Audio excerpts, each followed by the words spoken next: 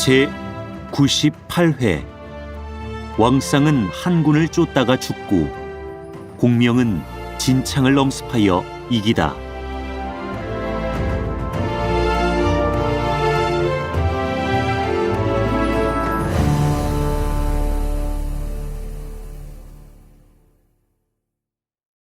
이때 사마의가 조이에게 아뢰었다. 신이 일찍이 폐하께 공명이 반드시 진창으로 나오리라고 아뢰어서 학소로 지키게 한 것이온데 이제 과연 그러하오이다. 공명이 만약 진창으로 해서 들어오면 군량을 운반하기가 심히 편하옵니다. 그런데 지금 다행히 학소와 왕상이 그곳을 지키고 있으므로 그가 감히 이 길로는 군량을 운반하기가 극히 곤란하게 되었습니다. 신이 헤아리건대 족병이 가지고 온 양식이 한 달 먹을 것밖에는 없을 것임에 그들은 속히 싸우는 것이 이롭고 우리 군사는 오직 오래 지키고 있는 것이 유리하옵니다. 폐하께서는 부디 조서를 내리시되 조진에게 각처 관역을 굳게 지키고 나가서 싸우지 말라 하십시오. 그러면 한 달이 못 가서 족병이 스스로 달아날 것이오니 그때 그 허한 틈을 타서 치면 제갈량을 가히 사로잡을 수 있을 것입니다. 조예는 기뻐하며 말했다. 경이 선견지명이 있거늘 몸소 일군을 거느리고 가서 치면 어떠하겠는가? 신이 몸을 아끼고 목숨을 중히 여기는 것이 아니옵니다. 실상은 이 군사를 남겨두었다가 동호의 육손을 방비하려는 것이옵니다.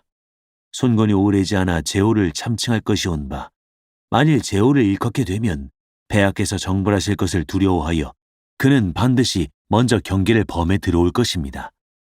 그러므로 신이 군사를 머물러 두고 기다리는 것이옵니다. 이처럼 이야기하고 있을 때 문득 큰 신이 조 도독이 표문을 올려 군정을 주달해 왔사옵니다 하고 아랜다. 사마이는 조이에게 아뢰었다. 폐하께서는 곧 사람을 보내서 조진을 경계하시되 무릇 촉병의 뒤를 쫓을 때는 반드시 그 허실을 살필 것이며 행여 중지에 깊이 들어가 제갈량이 계책에 빠지지 않게 하라 하시옵소서. 주예는 즉시 조서를 내려 태상경 한계에게 절을 가지고 가서 조진을 경계하게 하되 결코 나가 싸우지 말고 삼가서 지키기만 힘쓰며 오직 촉병이 물러가기를 기다려 비로소 치도록 하라 하고 명을 내렸다. 사마이는 한기를 성 밖까지 배웅해 나가서 그에게 부탁했다. 내가 이번 공로를 자단에게 넘겨주는 것이오. 공은 자단을 보고 이것이 내가 한 말이라 말고 천자께서 조소를 내리셨다고만 말하오. 그저 굳게 지키는 것을 위주로 하라 하고 뒤를 쫓게 내보낼 사람은 아주 찬찬히 사람을 고르며 결코 성미 조급한 사람을 보내서 추격하지 말라고 하시오. 한기는 그와 작별하고 떠났다. 한편 조진이 바야흐로 장상에 올라 이를 의논하고 있노라니까 문득 천자의 직지를 받들어 태상경 한기가 절을 가지고 왔다며 고한다. 조진이 영체에서 나가 그를 맞아들이며 천자의 조서를 받은 뒤에 물러나 곽회 손내와 상의하니 곽회가 웃으며 말한다. 이것은 바로 사마중달의 의견입니다. 그래, 이 의견이 어떻소? 그 말이 제갈량의 용병하는 법을 깊이 알고 하는 말입니다. 오랜 뒤에 촉병을 깨뜨릴 자는 필시 중달일 것입니다. 만일에 촉병이 물러나지 않으면 그때는 또 어떻게 하오? 가만히 왕상에게 사람을 보내셔서 영을 전하되 군사를 거느리고 소로를 순초하라 하십시오. 그러면 저희가 감히 군량을 나르지 못할 것입니다. 그들이 양식이 떨어져서 퇴군할 때를 기다려 승세에서 뒤를 치면 가히 전승을 얻을 수 있습니다. 곁에서 손내가 있다가 계책을 올렸다. 제가 한번 기산에 가서 울량병 노름을 해볼까요? 수레 군량 대신에 모조리 마른 나무와 띠를 싣고 그 위에 유황 염초를 뿌려두고는 사람을 시켜서 농서로부터 군량을 운반해왔다고 헛소문을 냅니다. 촉병이 만약 양식이 없으면 필연 뺏으러 올 것이니 안으로 들어오기만 하거든 술에 불을 지르고 복병이 응하면 반드시 이길 것입니다. 이 계책이 아주 묘하군. 조진은 기뻐하며 즉시 손내에게 군사를 거느리고 가서 계책대로 행동하게 하고 또 사람을 보내서 왕상에게 일러 군사를 거느리고 소로들을 순초하게 하며 곽회는 군사를 거느리고 기곡과 가정을 도맡아서 각처 군마에게 요해처들을 굳게 지키게 했다. 조지는 또 장효의 아들 장호를 선봉으로 삼고 악진의 아들 낙심을 부선봉으로 삼아 함께 최전방 영체를 지키게 하되 나가서 싸우는 것을 허락하지 않았다. 한편 공명이 기산 영체 안에 있으며 매일 사람을 시켜서 싸움을 청하는데 위병이 굳게 지키고 나오지 않으므로 강유의 무리를 불러 의논했다. 위병이 굳게 지키고 나오지 않는구나. 이는 우리 군중이 양식이 없음을 짐작하기 때문이다. 이제 진창은 길이 통하지 않고 그 밖의 소로들은 운반이 곤란한데 내 헤아려 봄에 군중에 있는 양초가 앞으로 한 달을 대지 못하리니 어찌하면 좋겠소. 의논을 정하지 못하고 있을 때 문득 고하되 농소로부터 위군이 군량 수천 수레를 기산 서편으로 날라왔는데 울량관은 손내라고 한다. 그가 어떤 사람이냐 하고 공명이 물으니 항복해온 위국 사람이 이 솔레라는 사람이 전에 위제를 모시고 대석산으로 사냥을 나갔었는데 갑자기 호랑이 한 마리가 놀라 뛰어나와서 바로 어전으로 달려드는 것을 보고 말에서 뛰어내리자 한 칼에 베어버렸다랍니다. 이로 인해 상장군으로 봉했으니 바로 조진의 신복인 입지요. 하고 고한다. 이는 곧 위장이 우리에게 양식이 없음을 알고 계책을 쓴 것이다. 수레에 실은 것은 필시 띠와 불댕길 물건이리라. 평생에 화공을 써온 내가 저희의 이 계교에 속아 넘어가리란 말이냐. 우리 군사가 군량 수레를 검략하러 가는 줄을 그들이 안다면 반드시 우리 영체를 뺏으러 올 것이니 장계취게 해서 행해야겠다. 하고 드디어 마대를 불러 분부했다. 그대는 군사 3,000명을 거느리고 바로 위병에 군량 쌓아놓은 곳으로 가되 영체에는 들어가지 말고 바람결에 불을 놓아라. 만약 수레에 불이 붙으면 위병이 필시 우리 영체에 와서 포위할 것이다. 또 마충과 장이에게 각기 병사 5,000명을 주어 밖에 있다가 안에 있는 마대와 호응하여 애워싸고 안팎으로 협공하라 했다. 세 사람이 계책을 받아가자 공명은 또 관응과 장포를 불렀다. 위병이 맨 앞쪽 영체가 사면으로 통하는 길과 이어져 있는데 오늘 밤에 만약 서산에 불이 일어나면 위병이 반드시 우리 영체를 검략하러 올 것이다. 그대들은 위병의 영체 좌우에 가서 매복해 있다가 저들 군사들이 영체에서 나오거든 둘은 즉시 영체 맨 앞쪽을 들이쳐라. 다음에 또 오반과 오이를 불렀다. 그대 두 사람은 각기 일군을 거느리고 영체 밖에 매복해 있다가 만일에 위병이 이르거든 내달아 그 돌아갈 길을 끊어라. 공명은 분별하기를 마치자 자기는 기산의 높은 곳에 올라가 자리를 잡고 앉았다. 위병은 촉병이 양초를 검략하러 온다는 것을 탐지하자 황망이 손내에게 고했다. 손내가 사람을 시켜 나는 듯 조진에게 고하니 조진이 또 사람을 영체의 맨 앞으로 보내서 장호와 악침에게 영을 전했다. 오늘 밤에 산 서편에서 불이 일어나는 것을 보면 촉병이 반드시 지원하러 올 것이다. 그때 그대들은 출동하되 내가 시키는 대로 하라. 두 장수는 계책을 받자 사람을 시켜 높은 다락에 올라가서 군호 불이 오르는 것을 살피게 했다. 한편 손내는 군사를 산 서편에 매복해놓고 촉병이 이르기만 기다리고 있었다.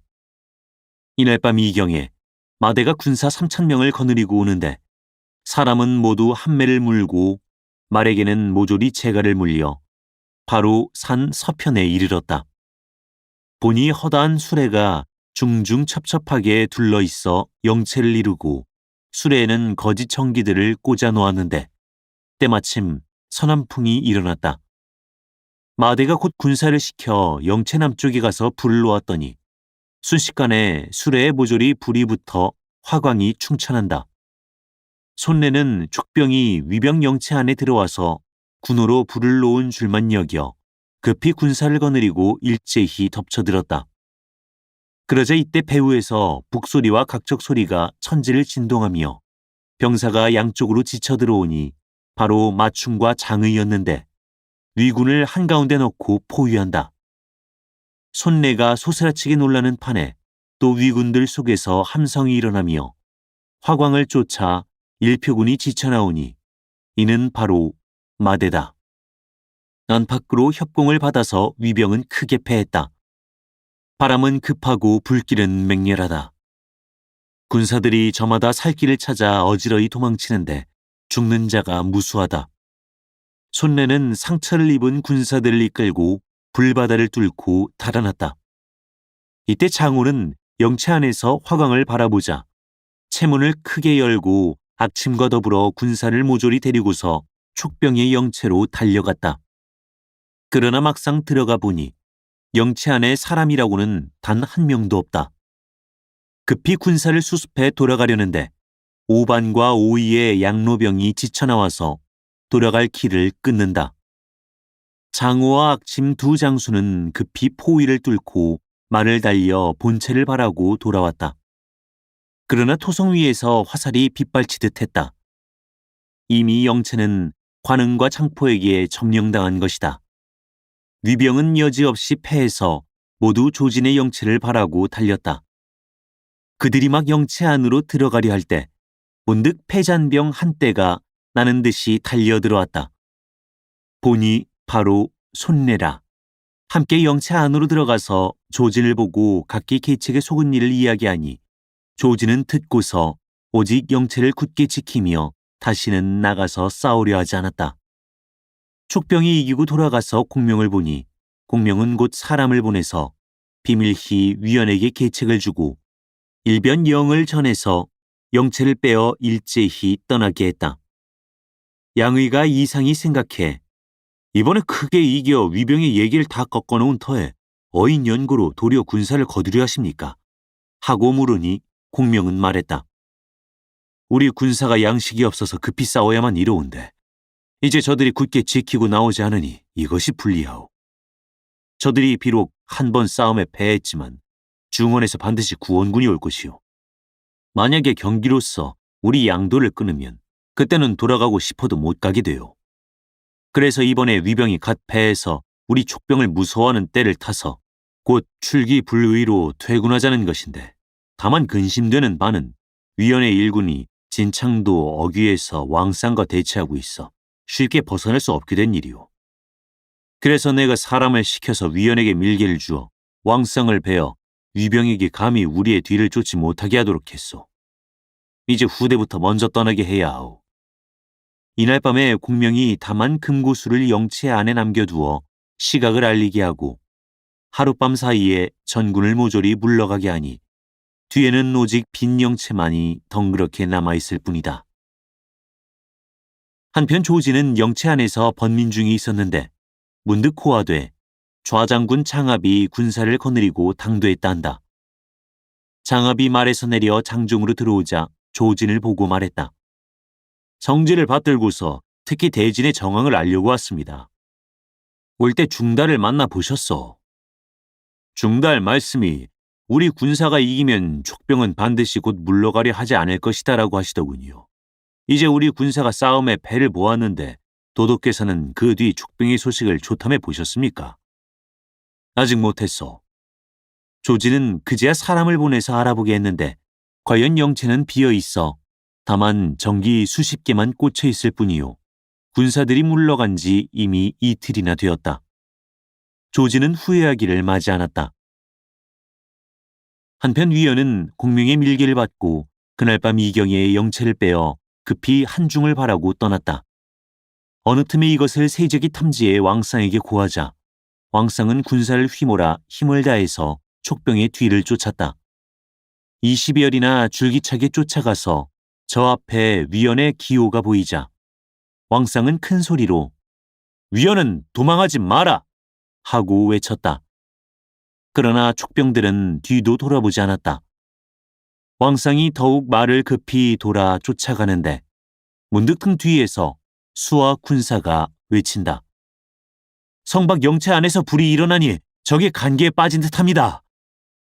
왕상이 급히 말을 멈추고 돌아보니 과연 화광이 하늘을 찌른다.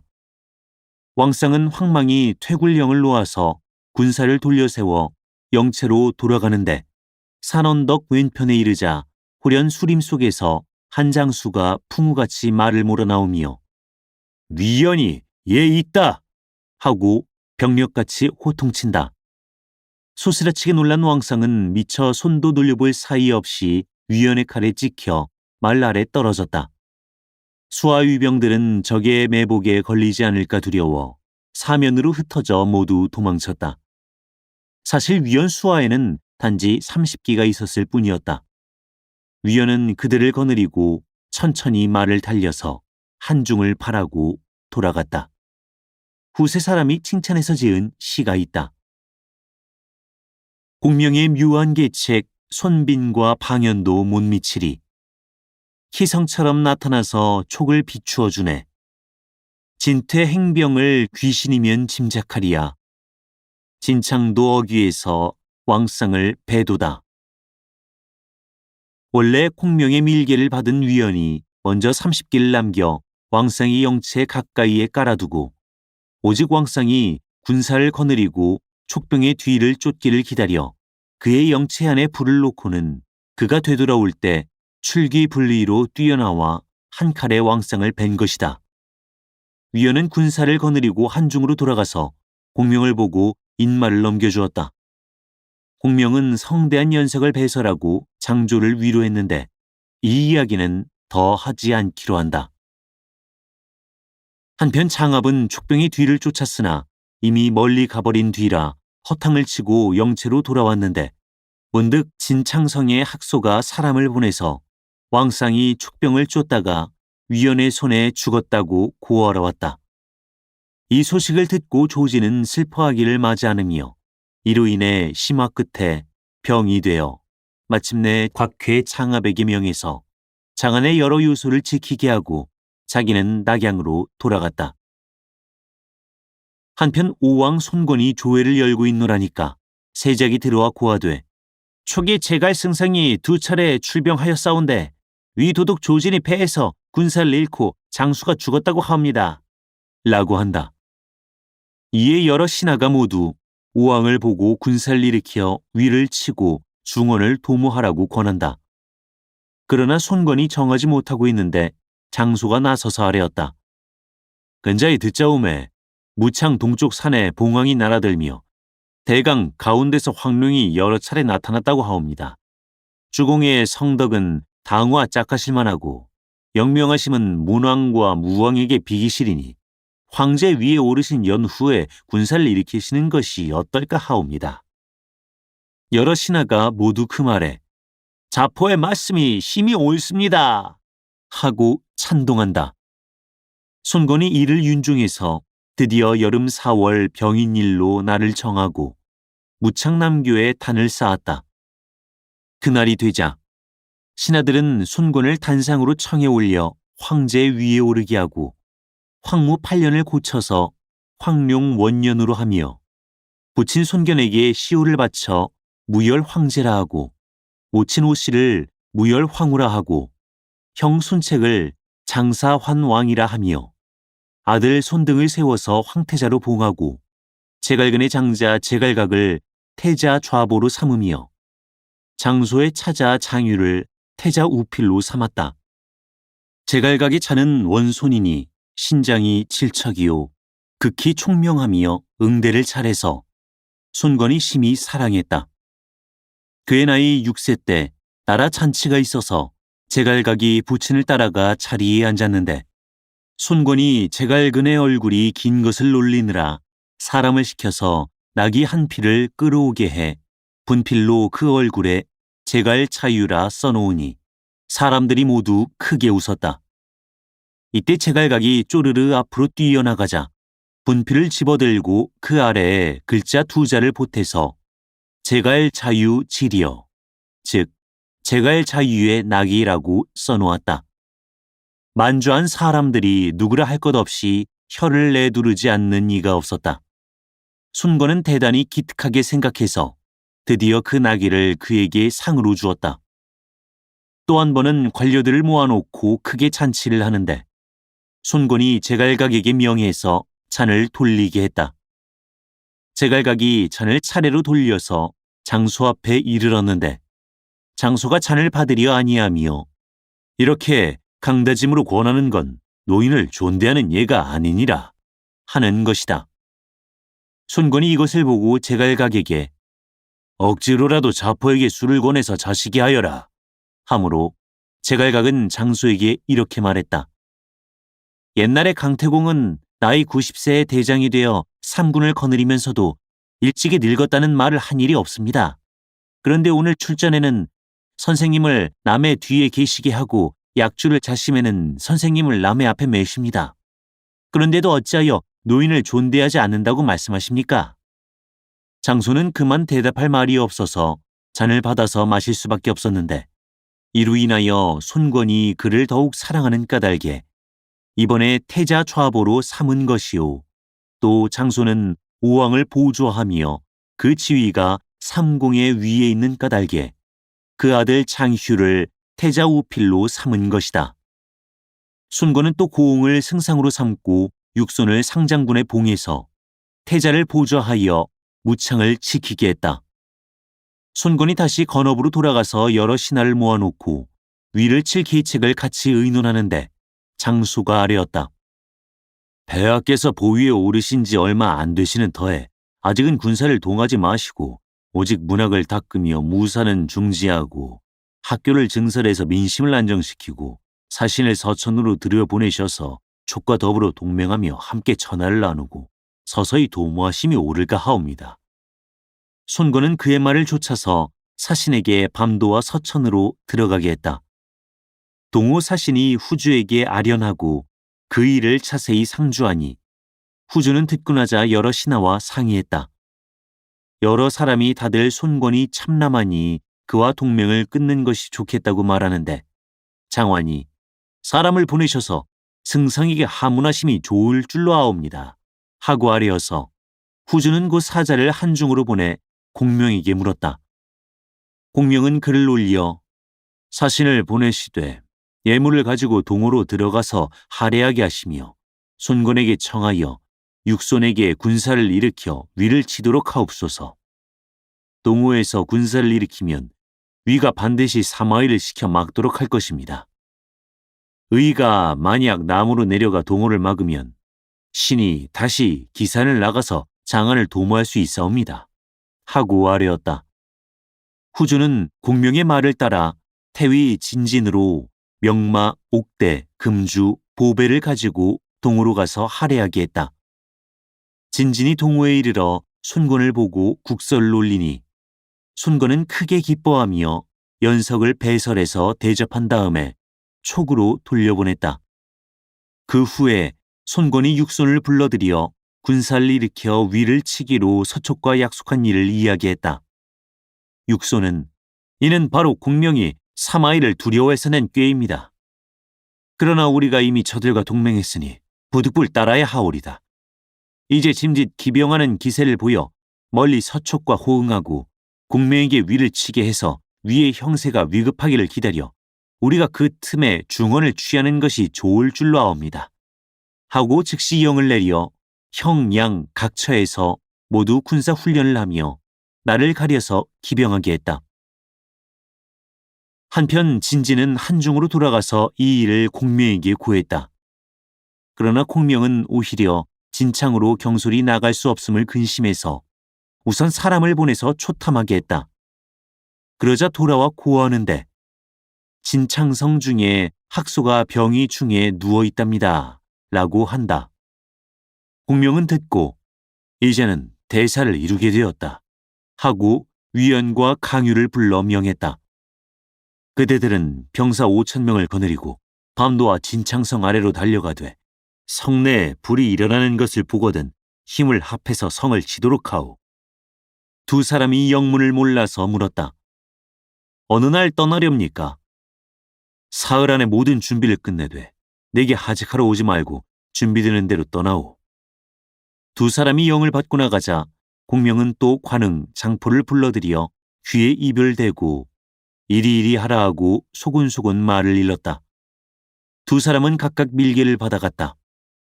이때 곽회는 학소가 병이 중하다는 말을 듣고 장압과 더불어 의논하는 말이 학소가 병이 중하니 공이 속히 가서 그를 대신하여 성을 지켜야겠소. 내 표문을 써서 조정에 올려 허락을 받도록 하겠소. 라고 해서 장압은 3,000명을 거느리고 학소를 대신하려 급히 진창성을 바라고 떠났다. 이 무렵 학소는 병이 위중했다. 이날 밤도 그가 한창 신음하고 있는데 호련 촉병이 성 아래 밀려왔다고 고한다. 학소는 급히 사람을 시켜 성 위로 올라가서 지키라 했으나 이때 강문 위에서 불이 일어나 성중이 벌컥 뒤집혔다. 학소는 이 말을 듣자 놀라서 그대로 죽고 촉병은 일시에 성 안으로 밀려 들어왔다. 한편 위연과 강유가 군사를 거느리고 진창성 아래에 이르러 보니 성 위에는 기 하나 꽂혀 있지 않고 또한 시각을 알리는 군사도 없다.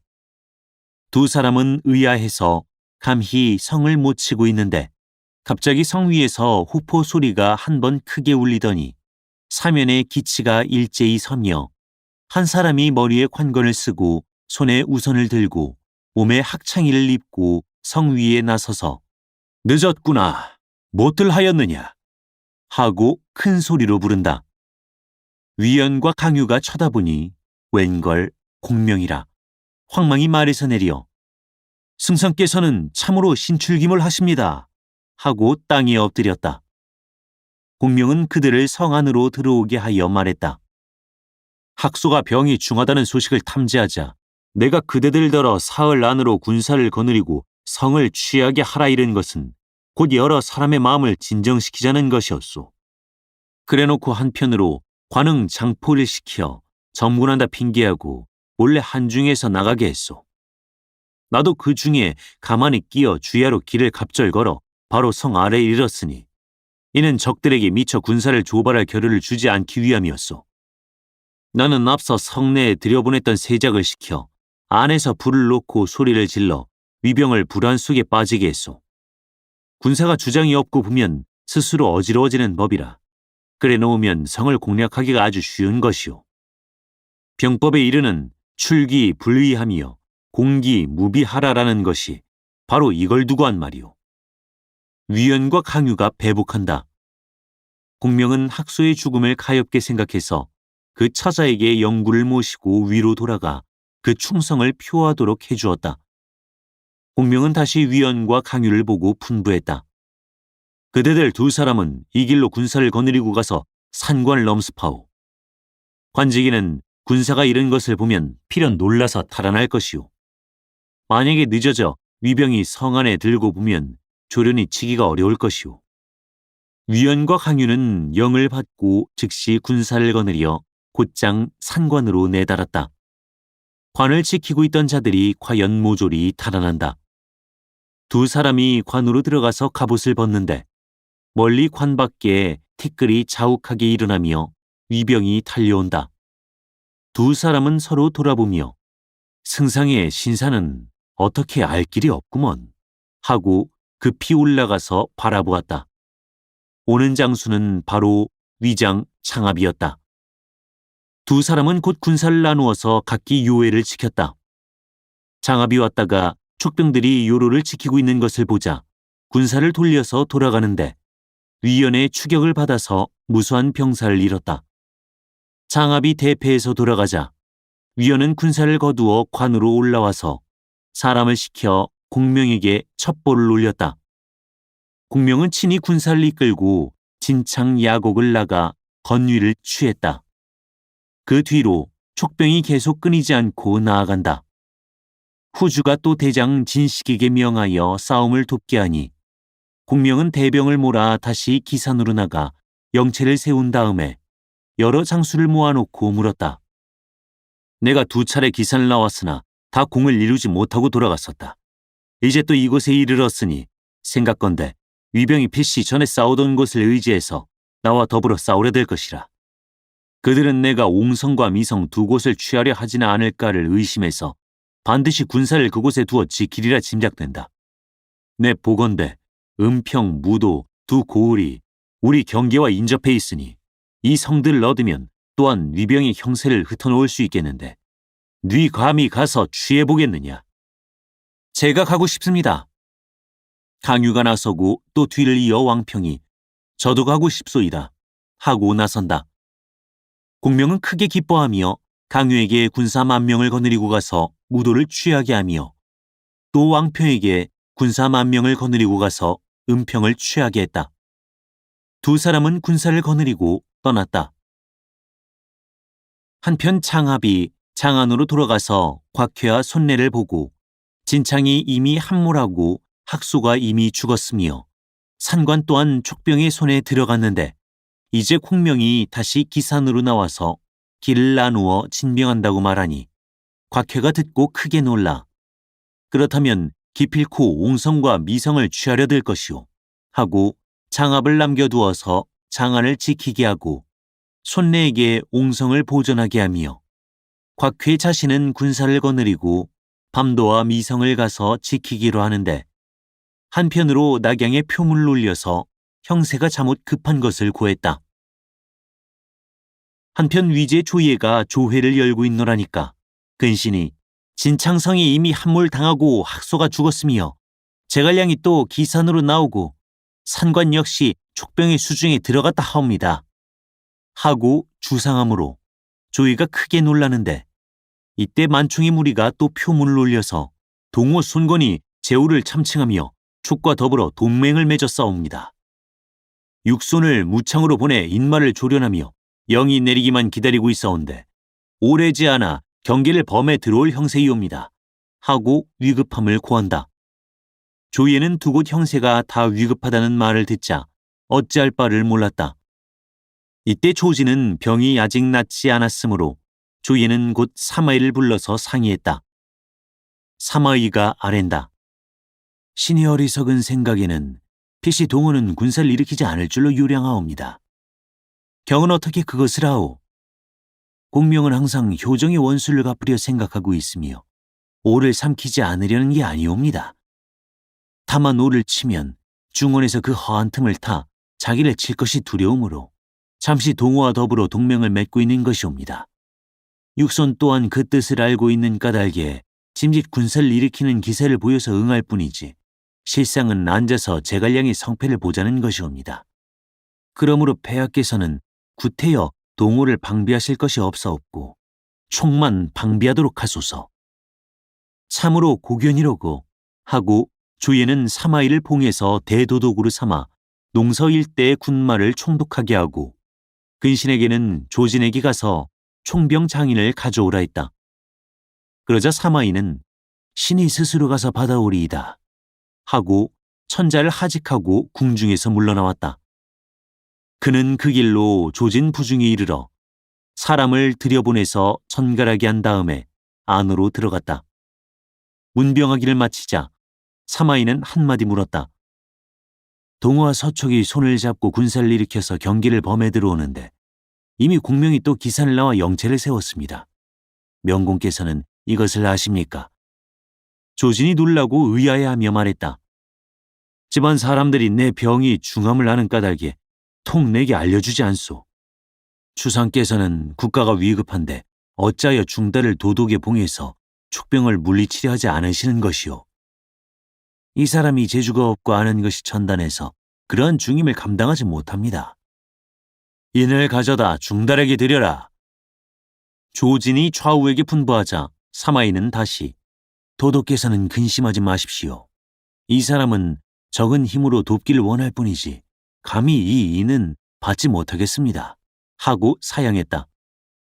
조진이 자리에서 벌떡 일어나며 만일에 중달이 이 소임을 맡지 않는다면 중국은 반드시 위태할 것이오. 내 마땅히 병든 몸으로 들어가 천자를 배웁고 천거하리라. 하고 말한다. 사마이가 전자께서는 이미 은명이 계셨으나 이 사람이 감히 받지 못했습니다. 하고 말하니 조진은 중달이 이제 이 소임을 맡았으니 가히 촉병을 물리칠 수 있으리다. 하고 크게 기뻐한다. 사마이는 조진이 제3 권하는 것을 보고 드디어 총병 장인을 받아 다시 예궐하여 위제에게 하직을 고한 다음에 군사를 거느리고 장안으로 공명과 결전하러 갔다. 구도독 차던 이는 신도독이 빼서 차고 양로로 오는 군사 기산에 모이누나. 승부가 어찌 되려는고 다음 회를 보라. 사단법인 올제 제작, 낭독 공준호, 번역 연변인민출판 삼국지 번역팀.